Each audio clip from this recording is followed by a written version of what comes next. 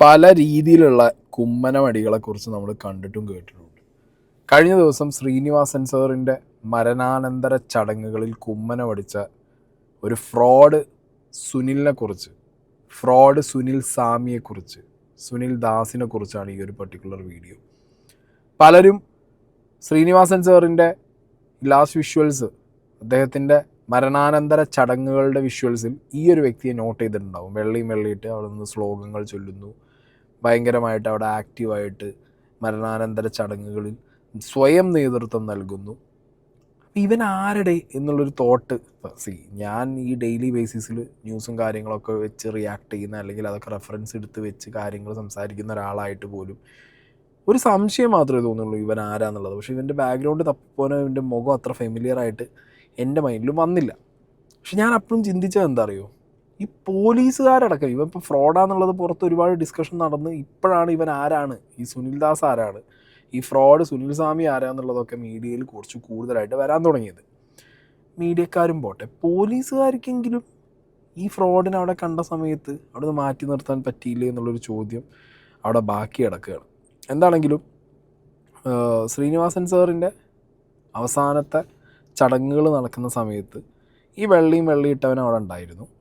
ഇവൻ്റെ പേര് സുനിൽ ദാസ് എന്നാണ്. പാലക്കാട് മുതലമട എന്ന് പറഞ്ഞ സ്ഥലത്ത് ഇവനൊരു ആശ്രമമുണ്ട് എന്ന് പറയപ്പെടുന്നു. അവിടെ ആശ്രമമുണ്ട്. അതൊരു ചാരിറ്റബിൾ ട്രസ്റ്റായിട്ട് ഇവൻ ഫ്രോഡ് പരിപാടികൾക്ക് ഉപയോഗിക്കുന്നു. ഇവനെക്കുറിച്ച് മറുനാടനാണ് ഫസ്റ്റ് ഈ വിഷയത്തിൽ വീഡിയോ ചെയ്യുന്നത്. എങ്ങനെയാണ് പാലക്കാട് മുതലമട കേന്ദ്രീകരിച്ച് പ്രവർത്തിക്കുന്ന സുനിൽ സ്വാമി എന്ന തട്ടിപ്പുകാരൻ ഈ അന്ത്യകർമ്മങ്ങൾക്ക് നേതൃത്വം കൊടുത്തത്? അത് ഭയപ്പെടുത്തുന്ന കാഴ്ചയായിരുന്നു. അതിൽ കുടുംബാംഗങ്ങൾക്ക് എന്തെങ്കിലും പങ്കുണ്ടോ എന്നറിയാൻ ഞാൻ കാത്തിരിക്കുകയായിരുന്നു അന്വേഷിക്കാൻ. അപ്പോൾ ഒരു കാര്യം എനിക്ക് ബോധ്യമായി, കുടുംബാംഗങ്ങൾക്ക് യാതൊരു ബന്ധവുമില്ല, യാതൊരു പങ്കുമില്ല. ഈ സുനിൽ സ്വാമി വലിഞ്ഞു കയറി വന്നതാണ്. ശ്രീനിവാസൻ ഒരു കടുത്ത മതവിശ്വാസിയോ കടുത്ത മതനിഷേധിയോ ആയിരുന്നില്ല. നല്ല മനുഷ്യനായി ജീവിക്കുകയാണ് ഭൂമിയിൽ നമ്മൾ ചെയ്യേണ്ടത്, അതാണ് മതം എന്നായിരുന്നു ശ്രീനിവാസന്റെ ഇച്ഛ. അതേസമയം അദ്ദേഹം മതനിരാസത്തിൻ്റെയോ മതവിരോധത്തിൻ്റെയോ പ്രതീകമായിരുന്നില്ല. അദ്ദേഹം എല്ലാവരെയും പരിഹസിക്കുന്നത് പോലെ മതങ്ങളെയും പരിഹസിക്കുമായിരുന്നു. അതുകൊണ്ട് അദ്ദേഹത്തിന് മതപരമായ ചടങ്ങുകളൊന്നും വേണ്ട എന്ന നിർബന്ധമുണ്ടായിരുന്നില്ല, ഒരിടത്തും പറഞ്ഞിട്ടുമില്ല. ഇനി ഉണ്ടെങ്കിലും ഇല്ലെങ്കിലും അത് ശ്രീനിവാസനെ ബാധിക്കുന്ന കാര്യമായിരുന്നില്ല. മരണമെന്ന് പറയുന്നത് ഏത് മണ്ടനും സംഭവിക്കുന്ന കാര്യമാണ്, അതിലൊരു കാര്യവുമില്ല എന്ന് വിശ്വസിച്ചിരുന്ന ആളായിരുന്നു ശ്രീനിവാസൻ. അതുകൊണ്ട് തന്നെ ശ്രീനിവാസന്റെ അന്ത്യകർമ്മത്തെക്കുറിച്ച് സിനിമാ ലോകം ആദ്യം കൺസൾട്ട് ചെയ്തത് മക്കളോടും ഭാര്യയോടുമാണ്. മക്കൾക്കും ശ്രീനിവാസന്റെ അതേ നിലപാടാണ്.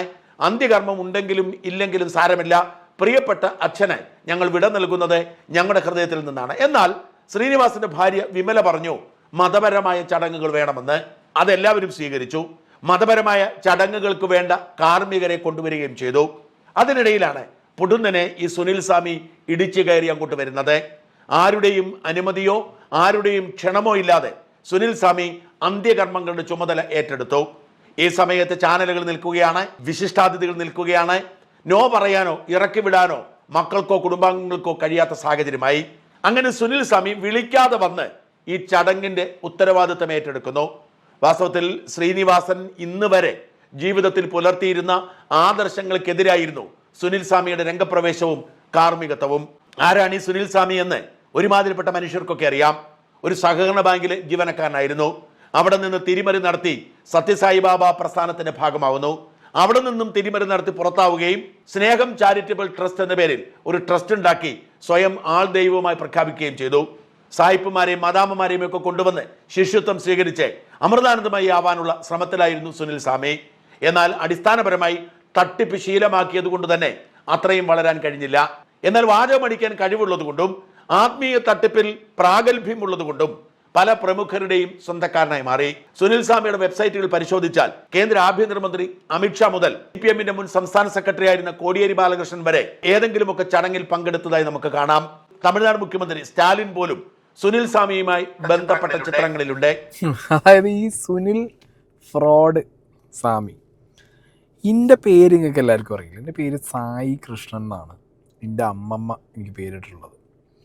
സായിബാബ ഭക്തയായിരുന്നു എൻ്റെ അമ്മമ്മ. ഭജനകൾ നടന്നിട്ടുണ്ടായിരുന്നു എൻ്റെ വീട്ടിൽ. അതായത് സായിബാബ സമിതി, അങ്ങനെ കൂട്ടായ്മ, അങ്ങനത്തെ എല്ലാ പരിപാടികളും അമ്മമ്മ ഭയങ്കര ആക്റ്റീവായിട്ടുണ്ടായിരുന്ന ഒരാളാണ്.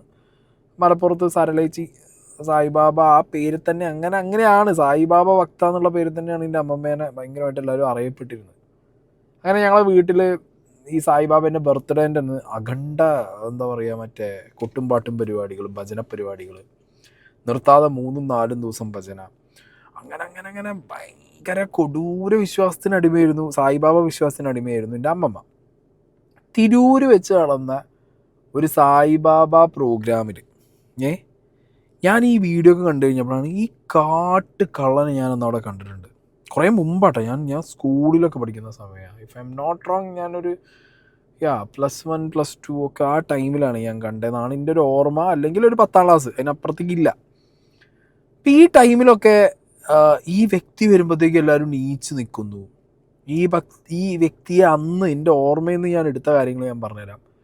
സായിബാബയോട് വളരെ അടുത്ത് നിൽക്കുന്നൊരു വ്യക്തി, ഈ കേരളത്തിൽ തന്നെ സായിബാബയുടെ ചങ്കും കരളും ഇവനാണ്. അങ്ങനത്തെ ഒരു ഇമേജ് പോർട്രേറ്റ് ചെയ്ത ഒരാൾ തിരൂര് സായിബാബയുടെ ബർത്ത്ഡേ റിലേറ്റഡ് ആയിട്ട് നടന്ന എന്തോ ഇതേപോലത്തെ ഒരു ഭയങ്കര ഭജന യജ്ഞം പരിപാടിക്കാണ് ഇവൻ അതിൽ ഗസ്റ്റായിട്ട് വരുന്നത്. ചെങ്ങായി വന്നത് മുതൽ എല്ലാവരും അമ്മമ്മേൻ്റെ അന്ന് പറയുന്നുണ്ടായിരുന്നു, ഇയാൾ സായിബാബ ഫോൺ വിളിക്കും, സംസാരിക്കും, കേരളത്തിലെ പല പ്രമുഖരായിട്ടുള്ള രാഷ്ട്രീയക്കാർ, സിനിമാക്കാർ, ബിസിനസ്സുകാർ, അവരുടെയൊക്കെ പുട്ടപർത്തിയുമായിട്ടുള്ള ലിങ്ക് ഇവനാണ്.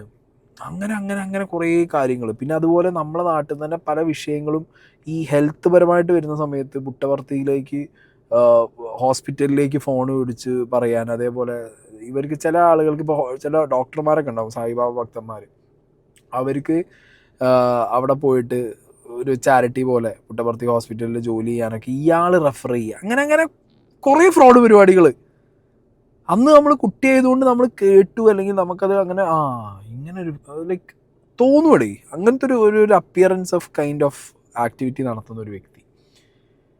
ഇയാളെ ഞാൻ ഇപ്പോൾ ഇവിടെ ഈ വിഷയങ്ങളിലൊക്കെ എടുത്ത് റെഫർ ചെയ്യുമ്പോഴാണ് ശരിയാണല്ലോ, ഇയാൾ സായിബാബയുടെ പേരിൽ കേരളത്തിൽ തട്ടിപ്പ് തുടങ്ങി, പിന്നെ സ്വയം ഒരു സായിബാബയോ അമൃതാനന്ദമയോ ആവാൻ മാത്രം ആ രീതിയിൽ കപ്പാസിറ്റി ആർജിച്ച് ആളുകളെ പല രീതിയിലുള്ള ഫ്രോഡ് പരിപാടികൾ, ഫിനാൻഷ്യൽ ഫ്രോഡ് എന്നൊക്കെ പറഞ്ഞു കഴിഞ്ഞാൽ അതായത് എങ്ങനെയാണ് ഇത്ര ബുദ്ധിയുള്ള സൊസൈറ്റിയിലെ പല തരത്തിലുള്ള ആളുകൾ ചെന്നിട്ട് ഇവൻ്റെയൊക്കെ ഈ വെള്ളയും ഇട്ടവൻ്റെയൊക്കെ തട്ടിപ്പിൽ പോയി പെടണേന്ന് ചോദിച്ചു കഴിഞ്ഞാൽ, ആത്മീയത വിറ്റ് കാശാക്കുക, ദൈവത്തിനെ വിറ്റ് കാശാക്കുക, ദൈവത്തിനോടുള്ള ഭയഭക്തി ബഹുമാനം വിറ്റ് കാശാക്കുക, അതാണ് സംഗതി.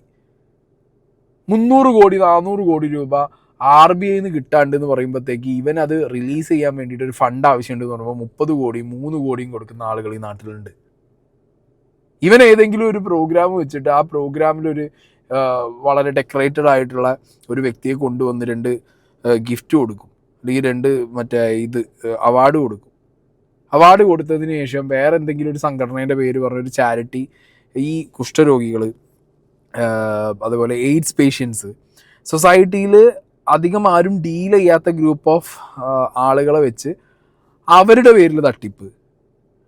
അപ്പം ആകെ മൊത്തം അങ്ങനെ ഒരു തട്ടിപ്പ് മാത്രം മുന്നോട്ട് മറയാക്കി കൊണ്ടുപോകുന്ന ഒരു കാട്ട് കള്ളൻ. അവന് സ്വയം ഇമേജ് ഉണ്ടാക്കാനും, ഇവനെപ്പോൾ അടുത്ത് കോയമ്പത്തൂർ പിടിച്ചിട്ടുണ്ടായിരുന്നു, ആ പിടിച്ചതിൻ്റെയൊക്കെ ക്ഷീണം തീർക്കാൻ ശ്രീനിവാസൻ എന്ന് പറഞ്ഞ വ്യക്തിയുടെ ഈ മരണാനന്തര ചടങ്ങുകളിൽ തിളങ്ങി നിന്ന് അവിടെ നിന്ന് ഇനി കുറച്ച് റിലേഷൻസ് ഉണ്ടാക്കാൻ, അതോ ഇനി സിനിമാക്കാരുടെ ഇടയിൽ ഇവന് അത്യാവശ്യത്തിൽ കൂടുതൽ ഗ്രിപ്പുണ്ടോ എന്നുള്ളതും കൂടി ഒന്ന് ഇവിടുത്തെ പോലീസ് അന്വേഷിക്കേണ്ടിയിരിക്കുന്നു. ഇനി പോലീസുകാരുടെ ഇടയിൽ തന്നെ ഒരു ഗ്രിപ്പുണ്ടോ എന്നുള്ളതും കൂടി പോലീസുകാർ അന്വേഷിച്ച് കഴിഞ്ഞാൽ കുറച്ചുകൂടി നന്നായിരിക്കും. ദൈവമേ നിന്റെ സായുജ്യം പരേതാത്മാവിരേഖണേ, ഓരോന്നുല്ലൊന്നുമേ ഞങ്ങൾ പോയാൾക്കുള്ള ഗതാഗതം എല്ലാം നിന്നിൽ സമർപ്പിപ്പോ. ആരാണീ കർമ്മി? അന്തരിച്ച ശ്രീനിവാസന്റെ കുടുംബത്തിന് ഇയാളെ അറിയില്ല. കുടുംബം വേർപാടിന്റെ വേദനയിൽ നീറുമ്പോൾ അവരുടെ അനുമതിയില്ലാതെ സംസ്കാര ചടങ്ങിന്റെ കാർമ്മികത്വം സ്വയം ഏറ്റെടുത്തതാണ് സുനിൽ ദാസ്. കുടുംബം തീരുമാനിച്ച കർമ്മികളെ മറികടന്ന് സുനിൽ ദാസ് എന്ന സുനിൽ സ്വാമിയുടെ പ്രകടനമായിരുന്നു അവിടെ. പാലക്കാട് മുതലമട സ്നേഹം ചാരിറ്റബിൾ ട്രസ്റ്റിന്റെ മറവിൽ പലവിധ തട്ടിപ്പുകൾ നടത്തിയ ആളാണ് ഈ സുനിൽ ദാസ്. നിരവധി കേസുകൾ സുനിൽ ദാസിനെതിരെയുണ്ട്. കേരള പോലീസും തമിഴ്നാട് പോലീസുമൊക്കെ ഇയാൾക്കെതിരെ തട്ടിപ്പിന് കേസെടുത്തിട്ടുണ്ട്. നിരവധി തട്ടിപ്പ് കേസുകളിൽ ജയിലിലും കിടന്നിട്ടുണ്ട് സുനിൽ ദാസ്. കോയമ്പത്തൂരിലെ വ്യവസായിയിൽ നിന്ന് 3.5 കോടി രൂപ തട്ടിയെടുത്തത് റിസർവ് ബാങ്കിന്റെ പേരിൽ വ്യാജ കത്ത് തയ്യാറാക്കിയായിരുന്നു. 3000 കോടി റിസർവ് ബാങ്കിൽ നിന്ന് കിട്ടാനുണ്ടെന്നാണ് വ്യാജ കത്തിൽ ഇയാൾ പറഞ്ഞിരുന്നത്. ഈ കേസിൽ കോയമ്പത്തൂർ സെൻട്രൽ ജയിലിൽ കിടന്നിട്ടുണ്ട് സുനിൽ ദാസ്. വാരിയർ ഫൗണ്ടേഷൻ സ്ഥാപകൻ തിരുനാവായ സ്വദേശി മാധവ വാര്യരോട് 5.5 കോടി വാങ്ങി തിരിച്ചു കൊടുത്തിരുന്നില്ല. അതിൽ മുംബൈ കോടതിയിൽ നിന്നാണ് സുനിൽ ദാസ് ജാമ്യമെടുത്തത്. കേരളത്തിലെ പ്രളയ സമയത്ത് വാരിയർ ഫൗണ്ടേഷൻ നടത്തിയ സേവന പ്രവർത്തനങ്ങൾക്ക് 25 കോടിയുടെ അവാർഡ് നൽകാൻ തീരുമാനിച്ചെന്നായിരുന്നു മാധവ വാര്യരോട് സുനിൽ ദാസ് പറഞ്ഞത്. തീയതി രേഖപ്പെടുത്താത്ത ചെക്ക് നൽകിയെങ്കിലും ഉടൻ ബാങ്കിൽ ഹാജരാക്കരുത് എന്നും ആവശ്യപ്പെട്ടു. പുരസ്കാര തുകയ്ക്ക് വായ്പയെടുക്കാൻ തടസ്സങ്ങളുണ്ടെന്നും അത് നീക്കാൻ 5.5 കോടി വേണമെന്നും മാധവ വാര്യരോട് സുനിൽദാസ് പറഞ്ഞു. സുനിൽദാസിന് പണം നൽകിയെങ്കിലും ചെക്ക് പാസ്സായില്ല. ഈ തട്ടിപ്പിലാണ് മുംബൈയിലെ കേസ്. മൈസൂർ കൊട്ടാരത്തിലെ രാജഗുരുവെന്ന് അവകാശപ്പെട്ട് 157 കോടി രൂപയുടെ തട്ടിപ്പ് സുനിൽദാസ് നടത്തിയെന്നും ആരോപണമുണ്ട്. പല്ലശ്ശനയിലെ സഹകരണ ബാങ്ക് ജീവനക്കാരനായിരുന്ന സുനിൽദാസാണ് പിന്നീട് സുനിൽ സ്വാമിയായി മാറിയത്. സത്യസായി സേവാസമിതിയിലായിരുന്നു തുടക്കം. വൈകാതെ സ്വന്തം വീട് ആസ്ഥാനമാക്കി സ്നേഹം ചാരിറ്റബിൾ ട്രസ്റ്റ് ഉണ്ടാക്കി തട്ടിപ്പിന് തുടക്കമിട്ടു. നടി ശ്രീവിദ്യയെ തട്ടിച്ച് ലക്ഷങ്ങൾ കൈക്കലാക്കി എന്ന ആരോപണം ഇയാൾക്കെതിരെ ഉണ്ടായിരുന്നു.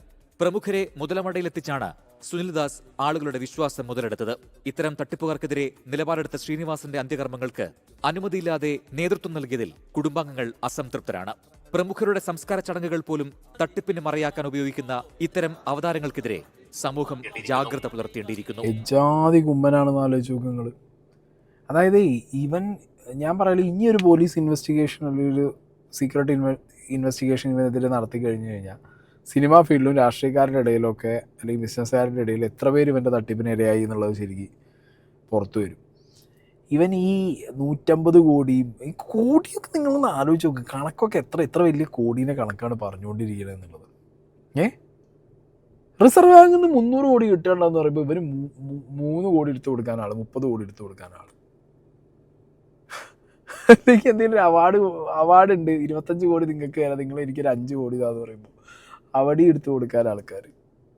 അപ്പോൾ എന്താ ഇതിൻ്റെ മറവ്? എന്താണ് ഇതിനൊക്കെ എന്താ പറയുക ഒരു ക്രൈറ്റീരിയ ആയിട്ട്, അല്ലെങ്കിൽ ഇവർക്കൊക്കെ ഇവനോട് ഇത്ര ബഹുമാനം അല്ലെങ്കിൽ ഇത്രത്തോളം വിശ്വാസം തോന്നാനുള്ള കാരണം എന്താ? ദൈവത്തിൻ്റെ സ്വന്തം ആൾദൈവം ആണ്, സ്വയം ആൾദൈവം ആവുകയാണ്. ചാരിറ്റി നന്മമരം ഒരു സ്ഥലത്ത് അങ്ങനെ, അതിന് ഓപ്പോസിറ്റ് ഇപ്പുറത്ത് എന്താ നടന്നുകൊണ്ടിരിക്കുന്നത്? സായിബാബ എന്ന് പറഞ്ഞാൽ തന്നെ ഞാൻ പറയരുതാന്ന് പറയും. എനിക്ക് പേരും കള്ളനായിട്ട് എനിക്ക് അയാളെ ഫീൽ ചെയ്തിട്ടുള്ളത്. അയാളുടെ പേരിപ്പോഴും എൻ്റെ തലയിൽ കിടക്കുന്ന എൻ്റെ അമ്മമ്മേനോടുള്ള ഒരൊറ്റ സെൻറ്റിമെൻറ്റ്സോട് ഞാൻ വെച്ചുകൊണ്ടിരിക്കുക. ഞാൻ മാറ്റാനും കണ്ടില്ല, ബിക്കോസ് എനിക്ക് എൻ്റെ അമ്മമ്മേനെ അത്ര ഇഷ്ടമാണ്. കണ്ണോ പേര് മാറ്റരുതെന്നൊക്കെയാണ് അമ്മമ്മ പറഞ്ഞിട്ടുള്ളത്. സോ നമുക്ക് എനിക്ക് തന്നത് എൻ്റെ അമ്മമ്മയാണ്. അപ്പോൾ അവരോടുള്ളൊരു സ്നേഹം. പക്ഷെ അതിലുപരി എനിക്ക് സത്യം പറഞ്ഞാൽ ഈ പേര് എപ്പോഴും ഞാൻ ആലോചിക്കാറുണ്ട്, ഒരു കള്ളൻ്റെ പേര്. അതേ കള്ളന് പഠിച്ച വേറൊരു കാട്ടുകള്ളൻ, ആ പേരിൽ കുറേ തട്ടിപ്പ് നടത്തി. ഇപ്പോൾ സ്വയം ഒരു എന്താ പറയുക അപ്രഖ്യാപിത ആൾദൈവമായി കേരളത്തിൽ വിലസുന്നു, ഇതേപോലുള്ള ചടങ്ങുകളിൽ പങ്കെടുക്കുന്നു, വീണ്ടും തട്ടിപ്പ് നടത്താനുള്ള അടുത്തൊരു പ്ലാറ്റ്ഫോം റെഡിയാക്കി വയ്ക്കുന്നു.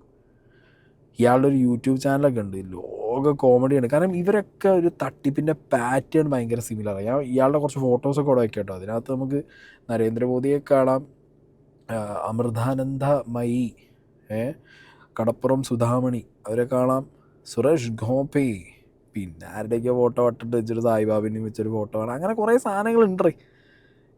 ഇയാളുടെ പ്രൊഫൈലിൽ പോയി നോക്കിക്കഴിഞ്ഞാൽ ഒരുപാട് സെലിബ്രിറ്റീസ് ഇയാളുടെ പ്രൊഫൈലിൽ പണ്ടും ഇപ്പോഴൊക്കെ ആയിട്ട് ഫോട്ടോസൊക്കെ ആയിട്ട് അങ്ങനെ പോകുന്നുണ്ട്. ഇവർക്കൊക്കെ ഈ ആത്മീയ ഗുരുക്കൾ അല്ലെങ്കിൽ ഇതേപോലെ ഫ്രോഡുകളൊക്കെ ആയിട്ട് എന്തിന് ബന്ധം വയ്ക്കണമെന്ന് വെച്ച് കഴിഞ്ഞാൽ, ഒന്നില്ലെങ്കിൽ ഈ സെലിബ്രിറ്റി സ്റ്റാറ്റസിൽ ഇരിക്കുമ്പോൾ ദൈവത്തിനോടും അല്ലെങ്കിൽ ആത്മീയതയോടൊക്കെ തോന്നുന്ന ഒരുതരം ഭ്രാന്തുണ്ട്, അതുകൊണ്ടായിരിക്കാം. അല്ലെങ്കിൽ അത് ഉപയോഗിച്ച് പൈസ ഉണ്ടാക്കാൻ വേണ്ടിയിട്ട് ഏതെങ്കിലും ഒരു തന്നെ ഇതേപോലെ ഫ്രോഡിനൊപ്പം കൊണ്ടു നടക്കണം എന്നുള്ള രീതിക്ക് കൊണ്ടു നടക്കുന്നതായിരിക്കും. ഈ 2 ഓപ്ഷനേ ഞാൻ കാണുന്നുള്ളൂ. പൊട്ടത്തരം കൊണ്ടും മണ്ടത്തരം കൊണ്ടൊന്നും എനിക്ക് അത് ആക്സെപ്റ്റ് ചെയ്യാൻ പറ്റുന്നില്ല, അറിവില്ലായ്മ കൊണ്ടൊന്നും എനിക്ക് ആക്സെപ്റ്റ് ചെയ്യാൻ പറ്റുന്നില്ല. കാരണം ഇതൊന്നും ചെയ്യുന്നത് ഇവിടുത്തെ സാധാരണക്കാരല്ല, ടോപ്പ് സെലിബ്രിറ്റീസാണ് ഇങ്ങനത്തെ ഫ്രോഡുകളൊപ്പം കൊണ്ടു നടക്കുന്നതും അല്ലെങ്കിൽ ഫ്രോഡുകളുടെ പരിപാടിയിൽ പോയി പെടുന്നതും. മനസ്സിലായോ? എന്താണെങ്കിലും ശ്രീനിവാസൻ എന്ന് പറഞ്ഞ ലെജൻഡ്, അദ്ദേഹം ജീവിച്ചിരുന്ന സമയത്ത് ഈ പറഞ്ഞ പോലെ ആരെയും ഒരു മതത്തെയോ ഒരു ദൈവത്തെയോ അങ്ങോട്ട് കടന്ന് ആക്രമിച്ചിട്ടില്ലെങ്കിലും അദ്ദേഹത്തിന് അതിനോടൊന്നും ഒരു പ്രത്യേകിച്ച് ഒരു താല്പര്യം ഉണ്ടായിരുന്നില്ല. വളരെ കളിയാക്കി സംസാരിച്ചിട്ടുണ്ടായിരുന്നു പല സമയത്തും. അതേപോലെ തന്നെയാണ് ആൾ ദൈവങ്ങളൊന്നും അദ്ദേഹം ജീവിച്ചിരിക്കുന്ന സമയത്ത് അദ്ദേഹത്തിൻ്റെ മുന്നിലാണ് വേറൊരാളുടെ ചടങ്ങിൽ ഈ ഒരു കള്ളം വന്ന് നിന്നുണ്ടെങ്കിൽ അയാൾ ചെരുപ്പെടുത്തിട്ടുണ്ടാവും ശ്രീനിവാസൻ എന്ന് പറഞ്ഞുള്ള മഹാൻ. മനസ്സിലായില്ലേ? എന്നാലും വീട്ടുകാരെ പറഞ്ഞിട്ട് കാര്യമില്ല, കാരണം വീട്ടുകാർക്ക് ആ ഒരു സിറ്റുവേഷനിൽ ബ്ലാങ്ക് ആണ്, അവർക്ക് എന്താ എങ്ങനെയാണെന്ന് അറിയില്ല. അറ്റ്ലീസ്റ്റ് അവിടെ നിന്ന് പോലീസുകാർ, സാധാരണ പോലീസുകാരും അല്ല, അത്യാവശ്യം ടോപ്പ് റാങ്ക്ഡ് ഓഫീസേഴ്സ് അവിടെ ഉണ്ട്, അവർക്ക് പോലും ഈ കള്ളനെ കണ്ടിട്ട് മനസ്സിലായില്ല എന്നാണ് ഞാൻ ആലോചിച്ച് നോക്കുന്നത്. രാഷ്ട്രീയക്കാരുണ്ട് അവിടെ, മുകേഷ് നിൽക്കുന്നുണ്ട്, ഇവർക്ക് ആർക്കും മനസ്സിലായില്ല, ഒരു മനുഷ്യന് മനസ്സിലായില്ല ഇയാളെ എന്നുള്ളത് ഭയങ്കര അത്ഭുതമായിട്ട് എനിക്ക് തോന്നി. ഇങ്ങനെയാണ് നമ്മുടെ നാട്ടിൽ കള്ളന്മാർ വളരുന്നത്, ഫ്രോഡുകൾ വളരുന്നത് ഇങ്ങനെയാണ്. ഞാൻ 1-2 ലൈവ് ടെലികാസ്റ്റ് ആ സമയത്ത് ശ്രീനിവാസൻ എന്ന് പറഞ്ഞ ആ ഒരു മഹാനടൻ്റെ അന്ത്യകർമ്മങ്ങൾ, അന്ത്യയാത്ര എന്ന് പറഞ്ഞ ലൈവ് ടെലികാസ്റ്റിൽ കുറേ പേര് ഇരുന്ന് കമൻറ്ററി പറയുന്നത് കണ്ടു. അവരും ആരും ശ്രദ്ധിച്ചില്ലേ? അവരൊക്കെ എന്ന് പറഞ്ഞാൽ സീസൺഡ് മീഡിയ പേഴ്സൺസ് ആണ്. അവർക്ക് ഇങ്ങനത്തെയൊക്കെ ഫ്രോഡ് മുഖങ്ങൾ പെട്ടെന്ന് മനസ്സിലാവുന്നുണ്ട്. അൺഫോർച്ചുനേറ്റ്ലി അതാർക്കും മനസ്സിലായില്ല. മറുനാടൻ മാത്രമാണ് അതന്ന് വീഡിയോ ആയിട്ട് ഇട്ടത് ആ ടൈമിൽ, അപ്പം തന്നെ. ഇന്ന് നോക്കുമ്പോഴാണ് കുറേ പേര് പിന്നെ വീഡിയോ ഒക്കെ ആയിട്ട് വന്നതായിട്ടുള്ളത് ഞാൻ കണ്ടത്. എന്നാണ് കേരളത്തിൽ ബാക്കി ഇയാൾ ശബരിമല കയറാനുള്ള സമയം, കയറ്റുള്ള സമയം കിട്ടാത്തത് കൊണ്ട് ശബരിമലയായിട്ട് ബന്ധപ്പെട്ട് ഇയാളെ പേരില്ല എന്നുള്ളൂ. അല്ലാതെ കുറേ തട്ടിപ്പുകളിൽ എന്താണെങ്കിലും ഇയാളുണ്ട്. ഈ സ്വാമിയും പോറ്റിയും കുറേ എണ്ണങ്ങളുണ്ടല്ലോ ദൈവത്തിൻ്റെ ആൾക്കാരെന്ന് പറയുന്നവർ, നാട്ടുകാരെ പറ്റിപ്പിന് നിന്ന് കൊടുക്കാൻ കുറേ ജനങ്ങൾ എന്ന് പറയുന്നില്ല, ഈ ടോപ്പ് സെലിബ്രിറ്റീസ് ആയിട്ടുള്ള കുറേ എണ്ണങ്ങൾ.